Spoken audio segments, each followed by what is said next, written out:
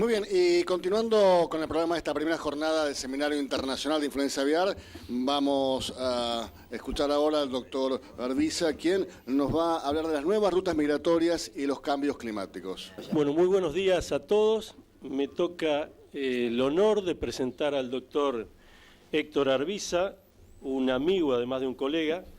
El doctor Héctor Arbiza es médico veterinario, doctor en Ciencias Veterinarias, recibido en la Facultad de Ciencias Veterinarias de Corrientes, Universidad Nacional del Nordeste. Prácticamente dedicó toda su vida profesional al ejercicio de la profesión en la avicultura. Fue gerente de producción de Granja Tres Arroyos, División Entre Ríos, desde el año 1985 y durante 28 años. Fue presidente de AMEVEA, Asociación de Médicos Veterinarios Especialistas en Avicultura de Entre Ríos, durante 2 periodos consecutivos. Durante 20 años fue docente de la Cátedra de Avicultura de la Universidad Autónoma de Entre Ríos.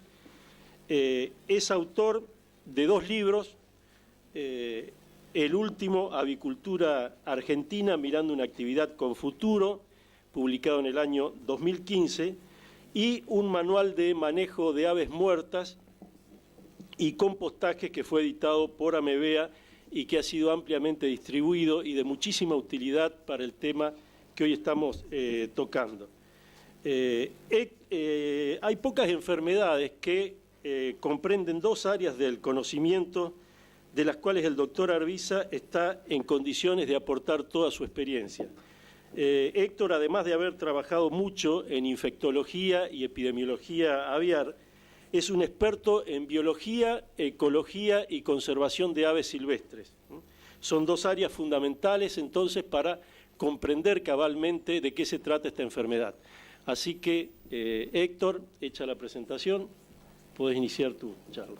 Primero agradecer a los organizadores de este evento y luego señalarle de que para mí es una satisfacción poder estar hablando de la migración de las aves, que es un tema que en lo personal me atrae y que ha ocupado parte de mi vida como hobby, como aficionado a la observación de aves silvestres, principalmente en mi zona y también en otras partes del país, incluso de Sudamérica.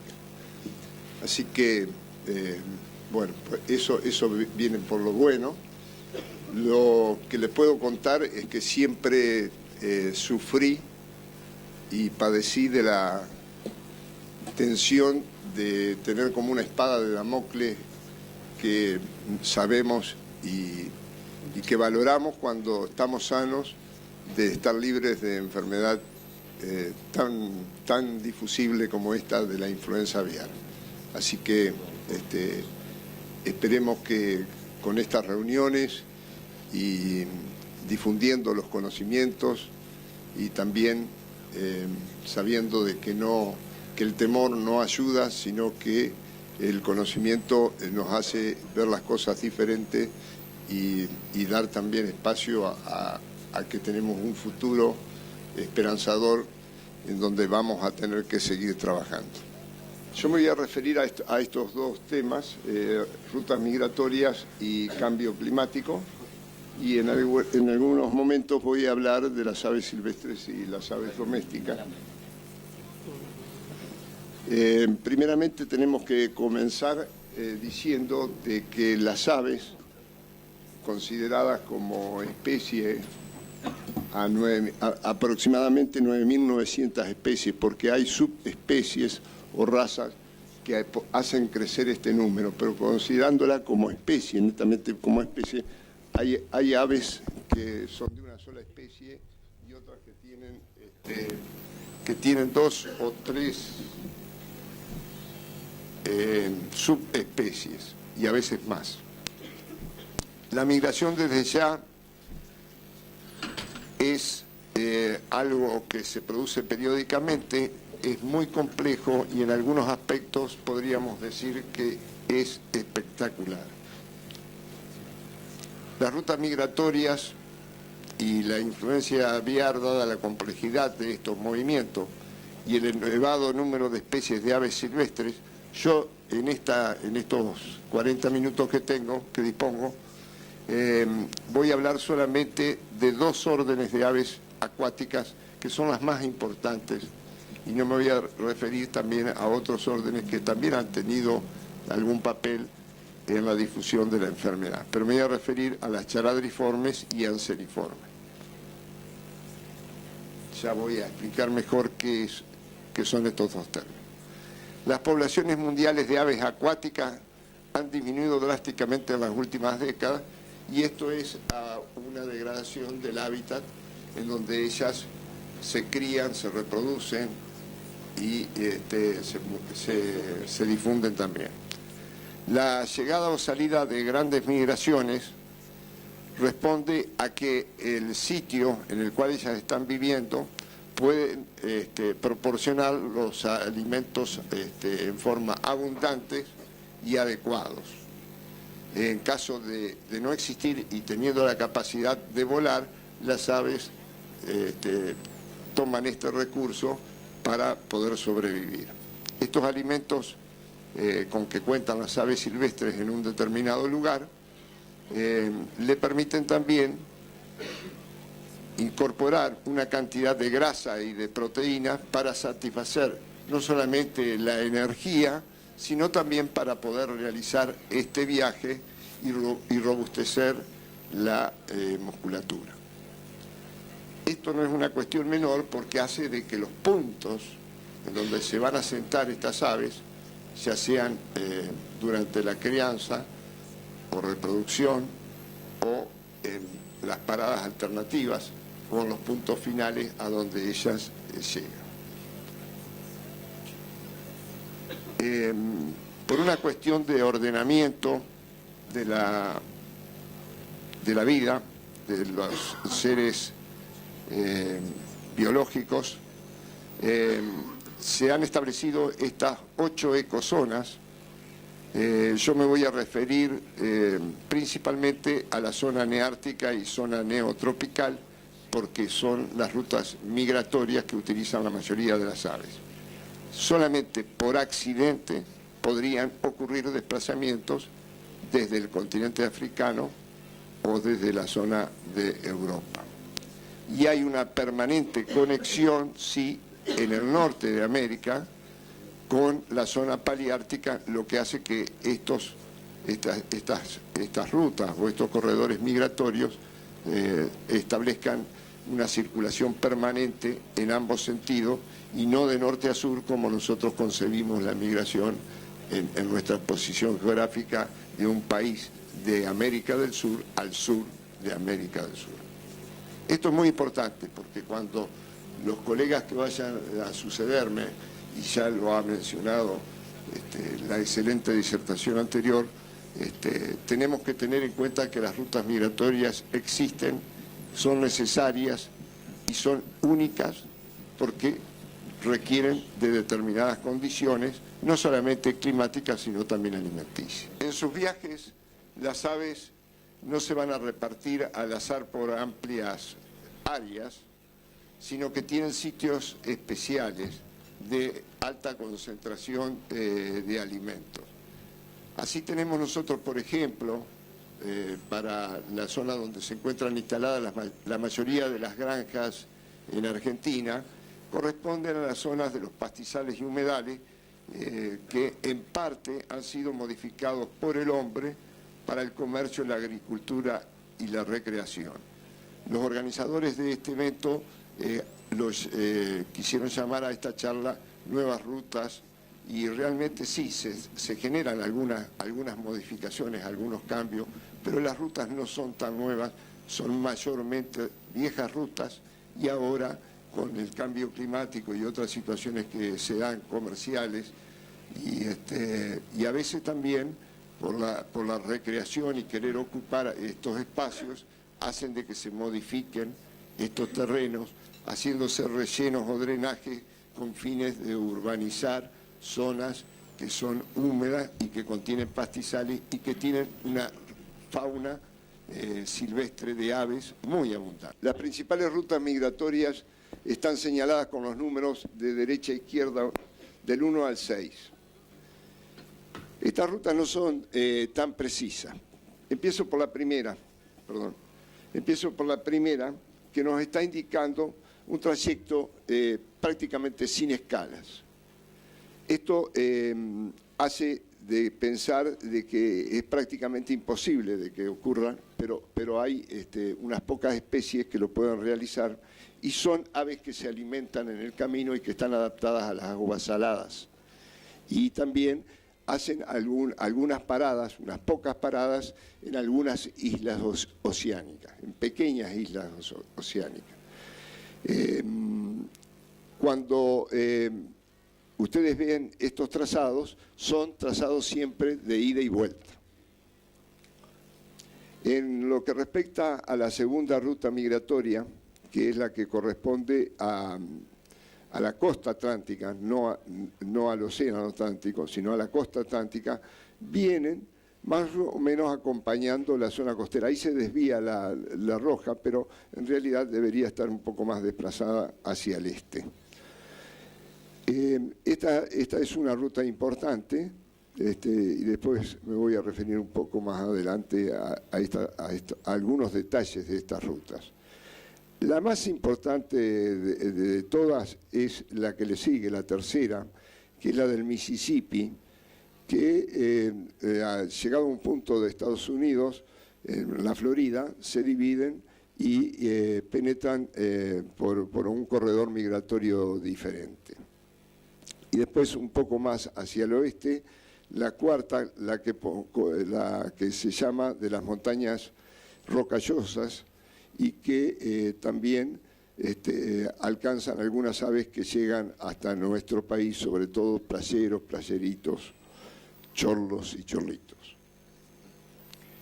Y la costa del Pacífico es también importante por las que llegan a países limítrofes de Argentina, países vecinos como Chile y Perú, y también ahí está desplazada también hacia la derecha. En realidad llegan a los lugares altoandinos del territorio argentino. Y por último, también una puramente sobre el océano, pero en este caso Pacífico, que es la ruta número 6. ¿Qué ocurre con las aves que llegan desde el norte? Los individuos de más de 300 especies de aves que anidan en América del Norte, acá me tengo que referir que es México incluido, hacia el norte, por lo tanto ahí estaría Canadá y Alaska. Viven ahí un periodo que es muy importante porque se reproducen y estas aves vienen a invernar a la zona tropical, por un camino que ya les señalé, y buscan algunas pocas, se va reduciendo ese número en la medida que se dirigen más hacia el sur, áreas más templadas de América del Sur. Está totalmente comprobado que estas aves dependen de determinados hábitats y no pueden hacer base o ocupar un área en donde no se encuentran estos requerimientos. De las aves que llegan hasta el sur de América del Sur, van a recorrer 15.000 kilómetros de ida más 15.000 kilómetros de vuelta. Hay aves que hacen algún recorrido porque no ocupan una línea recta y la más corta, sino que hacen algunos desplazamientos buscando las corrientes térmicas. Yo no les voy a hablar cómo se orientan, a qué velocidad lo hacen y todo, porque cada especie tiene una determinada característica y una determinada altura también para desplazarse y recorrer todos estos kilómetros. Pero ellas aprovechan todo lo que hay en la naturaleza para poder hacer semejante maratón. Sin duda que este mecanismo de la migración es es lo más ventajoso que ellas tienen y es lo único que lo ha podido así sobrevivir a través de los años. Durante miles y millones de años las aves han recurrido a estos mecanismos migratorios. No solamente las aves son la única especie animal que migra. Para poder viajar, las aves tienen una extraordinaria capacidad de acumular grasa. Esto algunas les permiten recorrer distancias sin paradas desde 5.000 a 7.000 kilómetros. Ya voy a hablar un poquito más de esto, porque es parte de la fisiología y ustedes lo van a entender perfectamente porque están acostumbrados a trabajar con aves domésticas. Para compensar el peso, últimamente se ha descubierto que a fin de alivianar en parte todo el crecimiento de grasa y la grasa que también se infiltra en los músculos, porque en estos son las únicas especies, son estas grandes migratorias, las que tienen esa capacidad de penetrar, la grasa penetrar al tejido muscular. El pollo no tiene esta capacidad y por lo tanto no vuela y si migra lo hace caminando o haciendo su recorrida en forma terrestre y no de vuelo. Entonces, han reducido estas aves silvestres grandes, migradoras, que recorren muchos kilómetros, tienen una capacidad extraordinaria que reducen el sistema digestivo, principalmente el largo intestinal. Esto se ha comprobado últimamente y son estudios recientes.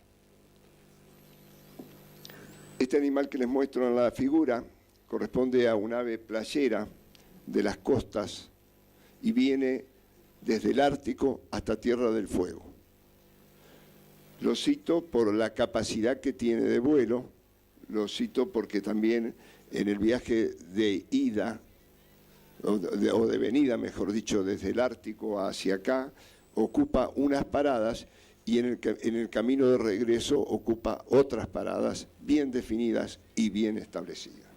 Esto es un fenómeno que también hay que destacar, que las aves entran en un estado de inquietud migratoria que las hace hiperactivas. Donde ellas se encuentran, se va a notar perfectamente este cambio en su comportamiento. No solamente están intranquilas, sino que también duermen poco. Pero lo que hacen es permanentemente comer en exceso y acumular grasa. ¿Dónde acumulan las grasas? Bueno, en los músculos pectorales, como ya les mencioné, en la parte del tejido abdominal, del subabdomen y en los flancos. También hay otra zona que ahí la omití, que es en el punto donde se unen ambas clavículas, en el límite casi entre el cuello y el pecho. Esa también es una zona donde se acumula grasa que va a ser el combustible para poder viajar y hacer esta larga maratón. Bueno, durante la migración no se detienen lo suficiente. Esto hace que las aves, desde el punto de partida al punto de llegada, reducen notablemente su peso. Nosotros tenemos datos, se disponen de muchos datos, porque hay lugares en donde se capturan las aves y están marcadas por medio de anillos o de otros elementos que ahora modernamente se pueden utilizar. Les hablé del aumento de peso para acumular grasa y para mejorar los músculos, sobre todo, que tienen que ocuparse durante el vuelo. Hay migradores cortos que aumentan un 20 a un 40% de su peso vivo. Hay migraciones de más largo alcance, que hace que el aumento de peso vivo llegue hasta el 60% más que cuando están con el peso normal. Y algunas en esa preparación, como les mostré en la última figura, esas aves aumentan de peso hasta en un 100%. Algunas de ellas alcanzan a duplicar el peso. quienes han estudiado los fenómenos migratorios lo han denominado migratorias neárticas. En el caso nuestro, el argentino Naroski, que es el reconocido ornitólogo mundialmente y quien ha confeccionado las guías y tiene perfectamente establecidos los lugares en donde se asientan cada una de estas especies, lo habla de migradores A, por eso a la derecha figura una letra A entre paréntesis.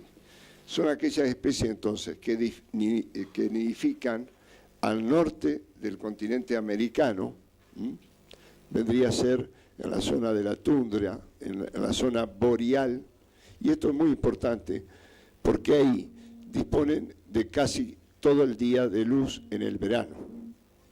Estas aves después, en su viaje migratorio, cuando llegan al hemisferio sur y al sur de Argentina, Chile y el continente antártico, son las aves que disponen de más luz en todo nuestro planeta.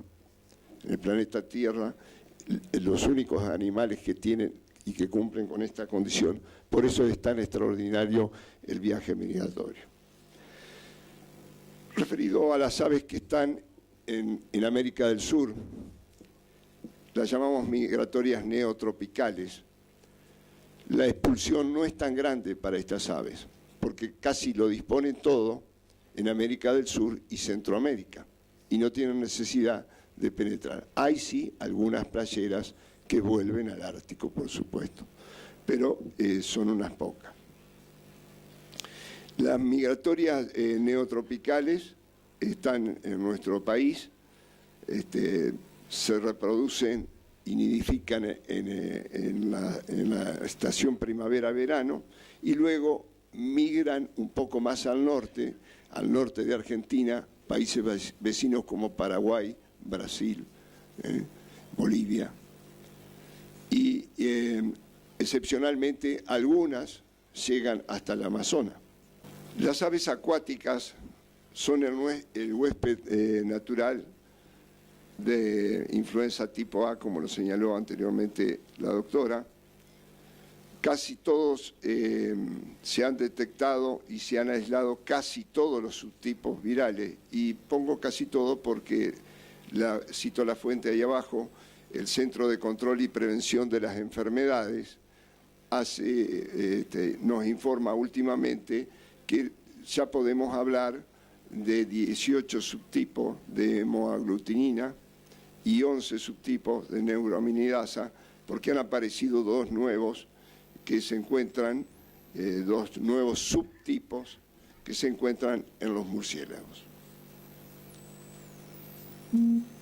Las cepas de baja patogenicidad que han sido aisladas en aves silvestres son alrededor de 105, 106, depende de quién ha clasificado y ha hecho la clasificación de las aves, porque no hay una total coincidencia cuando se hablan de órdenes o de especies. Si nos fijamos, los autores difieren por ahí y por eso estos números no son tan exactos y precisos, pero alrededor, ¿no es cierto?, de 105 especies y de 13 órdenes de aves son las aves en donde se han encontrado virus de influenza aviar de baja patogenicidad. También se han reportado algunas cepas de influenza aviar de alta patogenicidad, ya fue mencionado en la disertación anterior, en aves silvestres, y en esta también han llegado a producir la muerte. Esto no era conocido hasta hace unos años, pero son nuevas formas y nuevos cambios que nos deben alertar de que la situación va desmejorando, a pesar de que cada vez hay menos aves silvestres.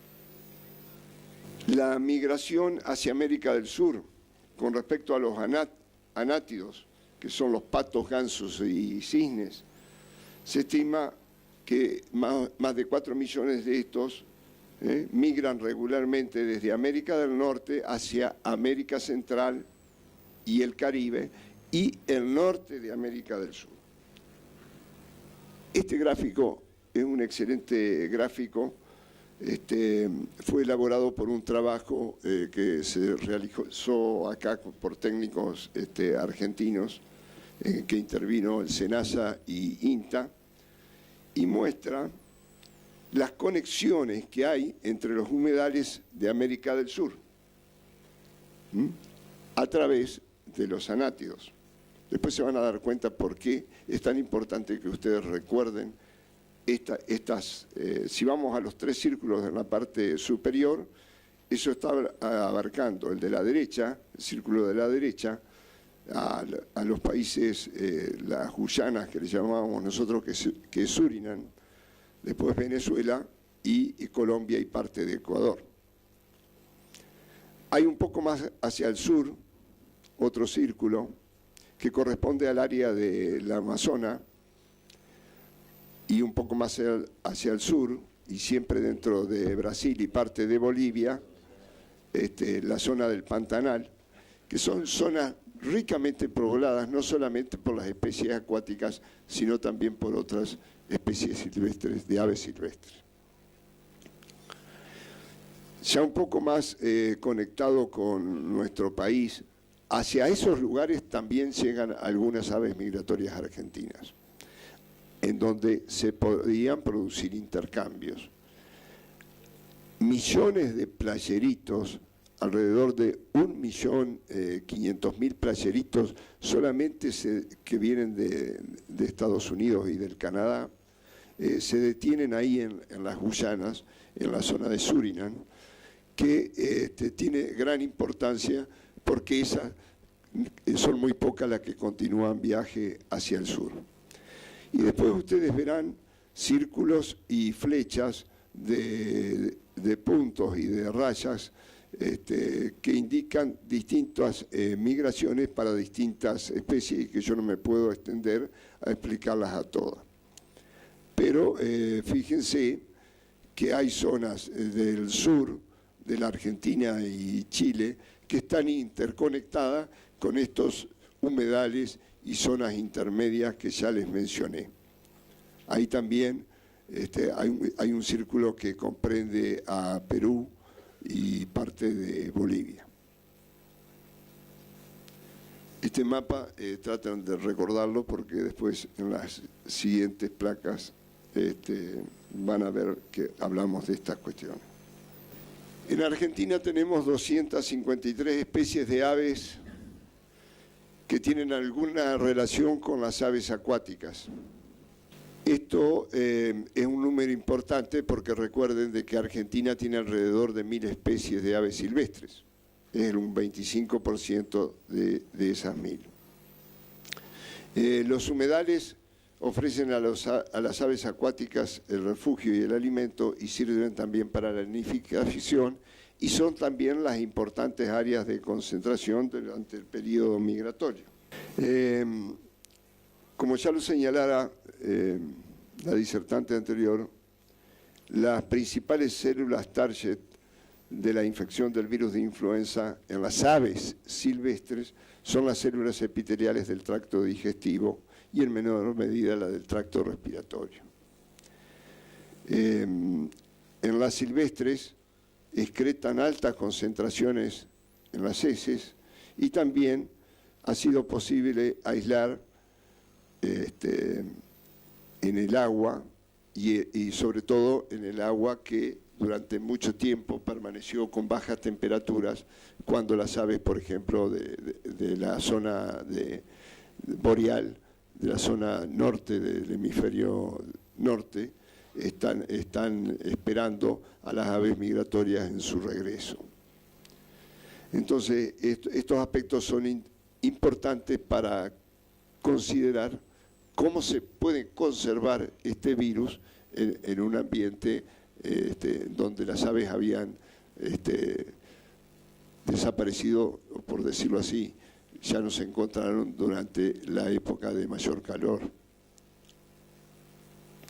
de mayor frío, perdón.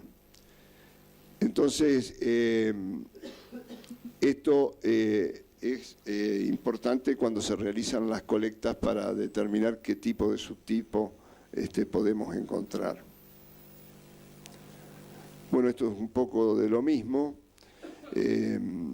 Tenemos que tener en cuenta que en los últimos años los subtipos virales no patógenos han sido aislados de aves acuáticas anseriformes y charadriformes, y a esto no escapan los países de esta región: Argentina, Bolivia, Brasil, Chile, Paraguay, Perú y Uruguay. Hay muchos trabajos que hablan de qué tipo y subtipo de virus de influenza podemos hablar de acuerdo con cada especie.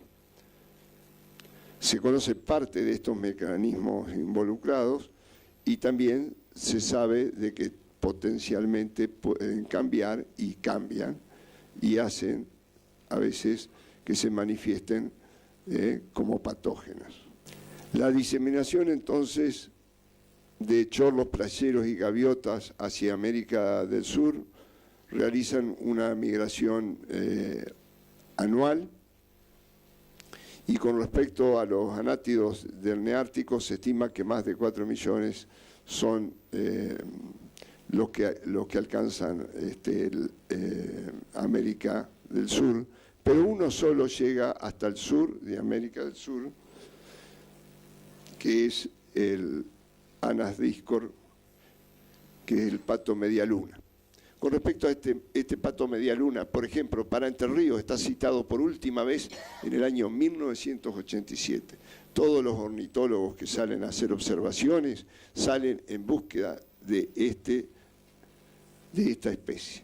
Es muy buscada porque le produce satisfacción. Esta discontinuidad y esta dificultad que tienen en llegar hace pensar de que a veces encuentran buenas zonas que están aptas y no necesitan arriesgar y continuar el viaje a un sitio tan lejano como la Argentina o Chile.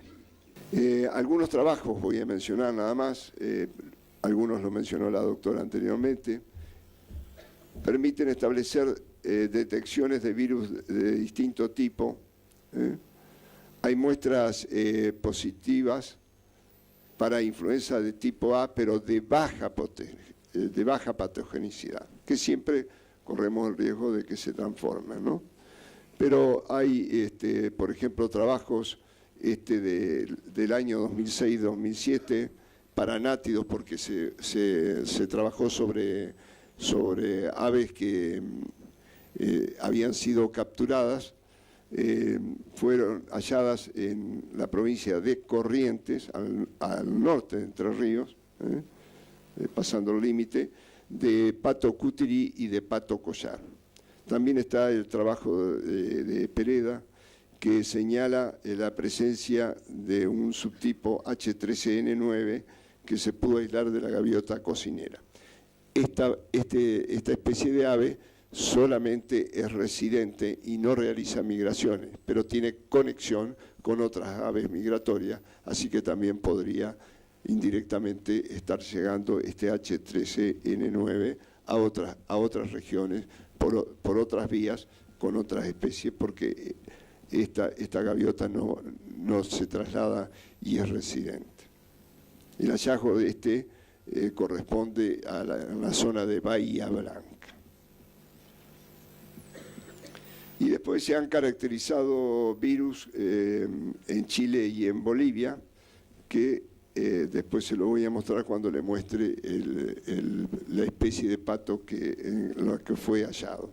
El pato cutirí es el Amazoneta brasiliensis, que fue hallado en Corrientes como ave positiva a baja patogenicidad, y esto es un pato collar. Hay otras especies que no pertenecen a los anátidos, que serían estos chorlos, que se suelen ver en los campos de Entre Ríos y más raramente en la provincia de Buenos Aires. Los de la derecha es la misma especie, el chorlo pampa, que las aves que llegan a nuestro país ya vienen con este plumaje. El plumaje nupcial nosotros no lo vemos porque los adquieren allá en la zona del hemisferio norte. Pero es la misma especie, nada más que tiene dimorfismo entre machos y hembras. Y también se podría estar confundiendo con otra especie del género Pluvialis, que también llega a la Argentina, pero muy escasamente, y también al Uruguay y al Brasil. Se considera que la influenza aviar altamente patógena emerge secundariamente de precursores de baja patogenicidad de origen silvestre, pero que una vez introducidos y adaptados puede ocasionar mortandad en domésticas de corral. Los análisis filogenéticos que se han realizado sobre los virus aislados, por ejemplo, el caso del pato colorado, que es ese Anas cyanoptera que figura ahí, fue hallado antes del brote de Chile en el 2001 y posteriormente al hallazgo en aves comerciales en Chile en el 2002, se encontró también que la misma especie, pero aquí hay que tener cuidado porque esta se trata de una subespecie que escasamente se encuentra en la Argentina. El Anas cyanoptera, nosotros tenemos dos razas, dos subespecies, y creo que algo similar ocurre en Chile, y estas pueden tener conexiones con la boliviana. Todos estos trabajos, incluso el trabajo de Pereda, habla que de un linaje regional separado del de América del Norte. Esto, para hablarlo en otros términos más simples, para los que no estamos tanto en la virología y en los detalles, significaría como que son de un grupo algo diferente, pero que siempre es potencialmente capaces de producir enfermedades. Este es el Anas cyanoptera, y si las dos subespecies la comparan, prácticamente ninguno de los que estamos acá en la sala podría distinguirla. Es prácticamente una cuestión de conocer el ADN y poder decir si esta corresponde a tal subespecie. Es muy difícil en su fenotipo diferenciar una de otra. Este pato está en el sur de Argentina, solamente llega y muy escasamente grupos muy pequeños al sur de Entre Ríos, al departamento de Islas. Los otros dos patos anteriores que les mostré llegan a Entre Ríos y a Corrientes. Al sur de Entre Ríos. Esta es la gaviota. Es muy conocida esta gaviota, la ven acá en los basurales, así que cuando yo digo Larus dominicanos, a ustedes les parece que es como algo rarísimo, pero es la que los ven en los basurales del Ciance y está muy difundida. En Entre Ríos esta prácticamente no se ve. Estos otros dos chorlos son especies bastante comunes en Entre Ríos, pero en las capturas y en los trabajos que hay no han sido señalados todavía, pero no se ha buscado demasiado. Creo que si lo buscásemos, alguno de los H o de los N deben de tener. Hay que reconocer de que hay parentescos en los distintos órdenes de especies aviares. Las anseriformes y las charadriformes tienen una muy estrecha ligazón filogenética. Así como los virus tienen ligazones filogenéticas, las aves también la tienen. O sea, van a tener características anatómicas, fisiológicas y de todo tipo que la hace ser parientas más próximas, hablando en criollo. Las galliformes es un orden más lejano. Por eso es que todavía vamos escapando a todo este complejo forma de diferenciarse que tienen los virus y por suerte para nosotros estamos en el hemisferio sur, que es el hemisferio menor afectado de toda la Tierra.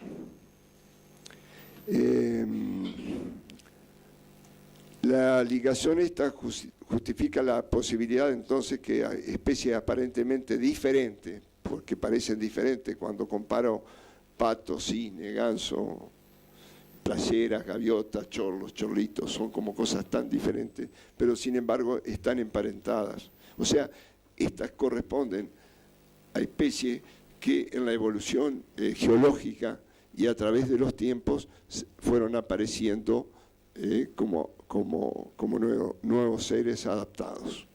La influenza aviar es una enfermedad exótica para la Argentina y nunca se han detectado casos de enfermedades ni aves domésticas industriales ni en aves de traspático. Esto se refiere a la de alta patogenicidad. El recrudecimiento se viene dando en todos los lugares, incluso Oceanía, que ahí dice que está exceptuado para los de alta patogenicidad, pero sí han encontrado de baja patogenicidad.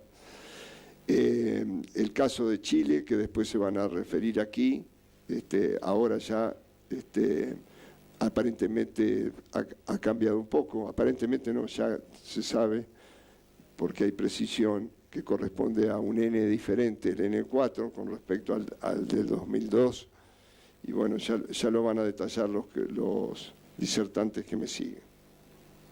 Y también las aves silvestres migratorias que intervinieron son diferentes.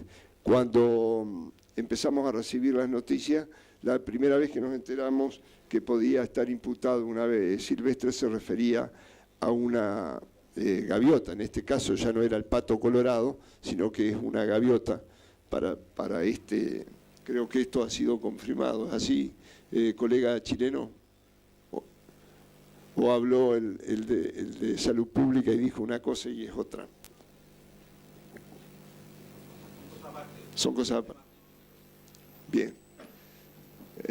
Pero están citados, por eso es importante que después avancemos sobre estos temas, ¿no? Estos resultados entonces aportan evidencias para asegurar de la existencia de un linaje sudamericano, distanciado filogenéticamente del linaje norteamericano y euroasiático.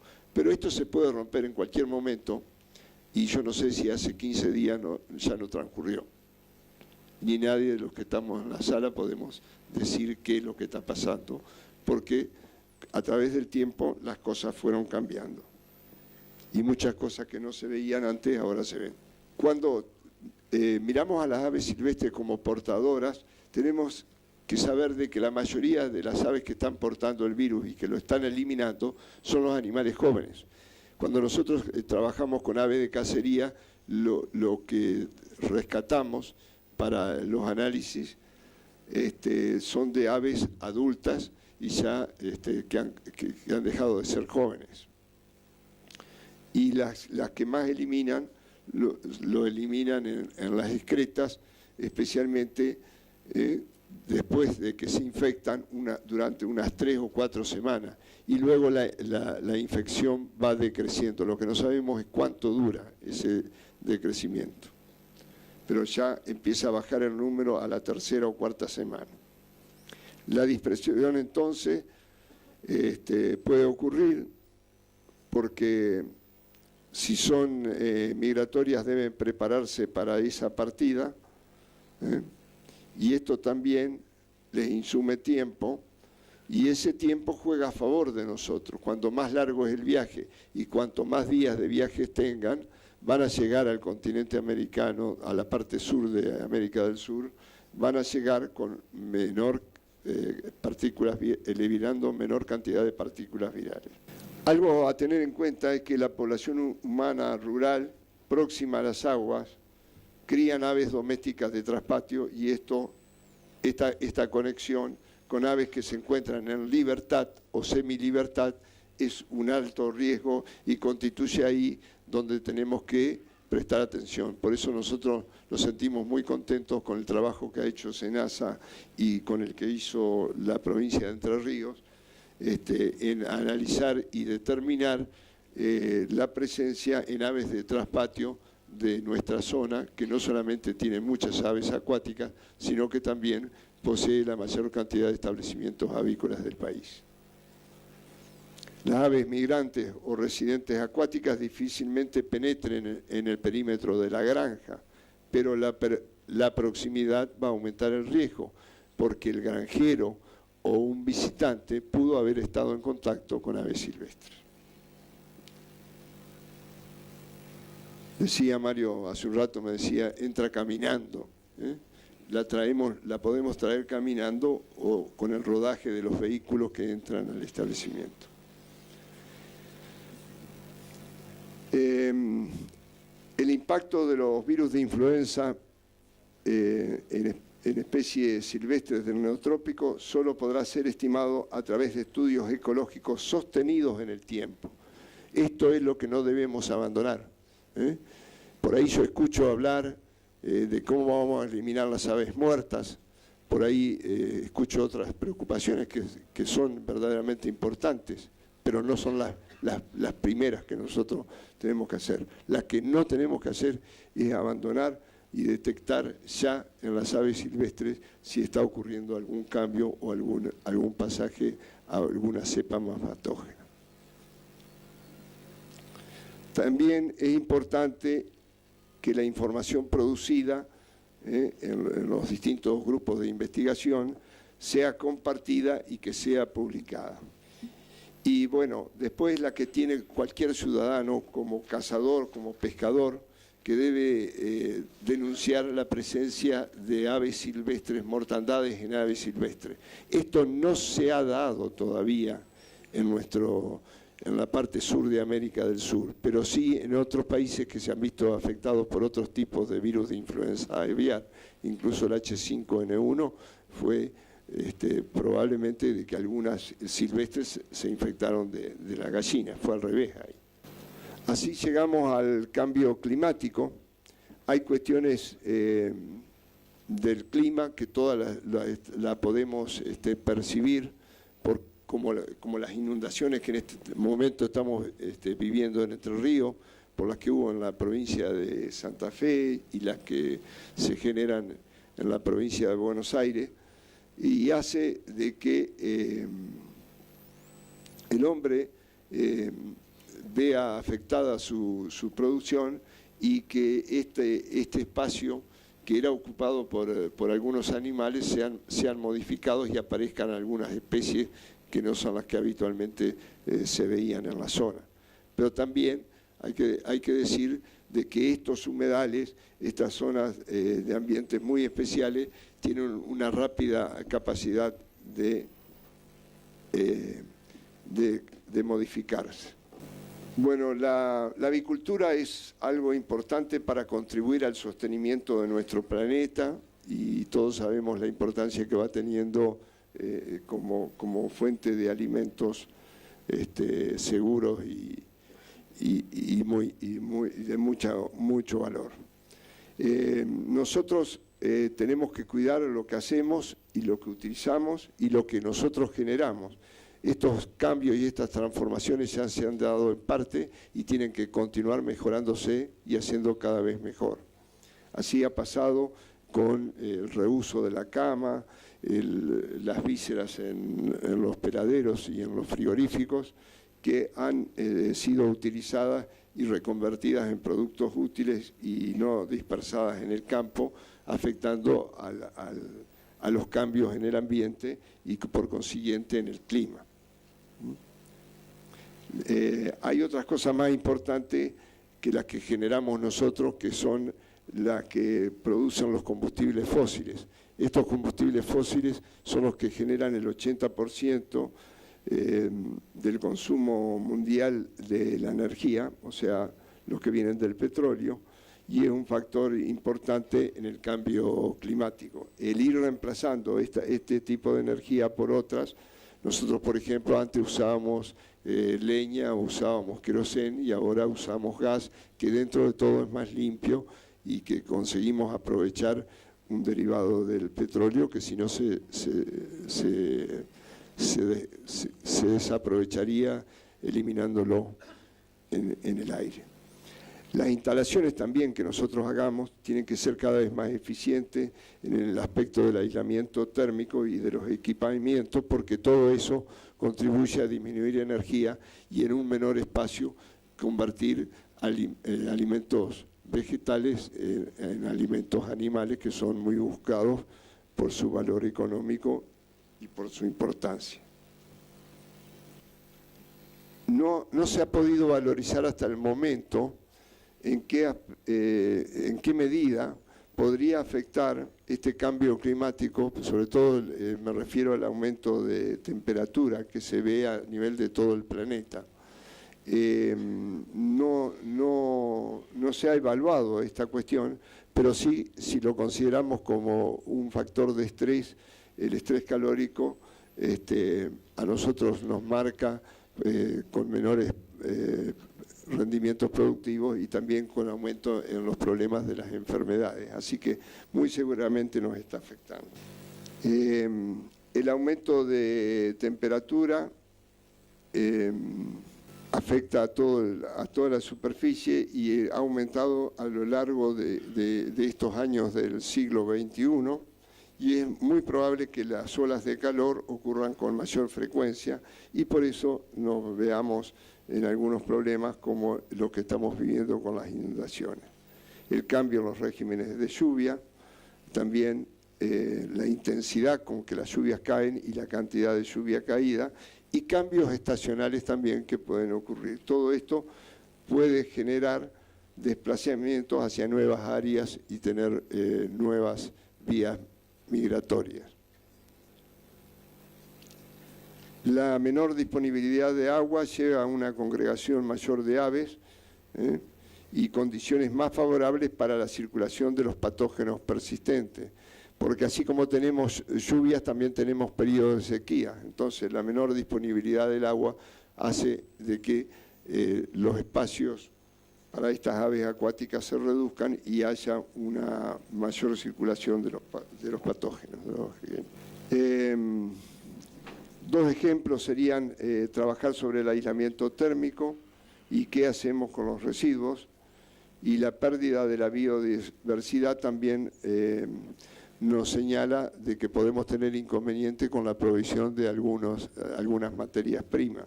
Si el ambiente se modifica y el clima está cambiando permanentemente, puede haber problemas que causen muchos trastornos en nuestras actividades.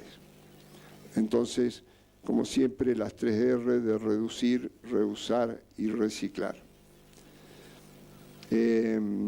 Por último, SENASA, INTA y Salud Pública a nivel nacional, las asociaciones de profesionales de AMEBEA, GTA, GEA y otros grupos, y las secretarías de la producción y fauna de los gobiernos provinciales pueden contribuir a mejorar estas cuestiones del cambio climático y generar mejores condiciones para las aves comerciales como también para las aves silvestres. Bueno, esto es más o menos una mirada parcial. A nosotros nos corresponde realizar algunos trabajos y sería importante que después de todas las charlas que vayan a ocupar quede un espacio como para que tengamos esperanza en que las cosas pueden cambiar y favorablemente. Muchas gracias.